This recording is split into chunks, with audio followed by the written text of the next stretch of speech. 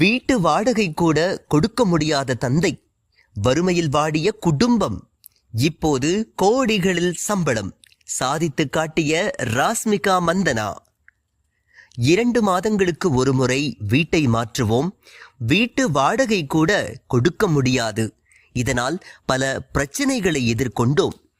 எனது தந்தையின் சூழ்நிலையை கருத்தில் கொண்டு அவரிடம் தான் சின்ன வயதில் பொம்மை கூட கேட்டு வாங்கியதில்லை என்று தனது குழந்தை பருவ குடும்பச் சூழல் குறித்து சோகங்களை பகிர்ந்து கொண்டுள்ளார்.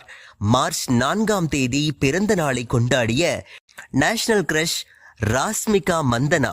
ஆனால் இன்று அவருடைய சொத்து மதிப்பு 66 கோடி ரூபாய். ஒரு படத்திற்கு சம்பளம் 4 கோடி ரூபாய். அவருடைய பங்களாவின் மதிப்பு 8 கோடி ரூபாய்.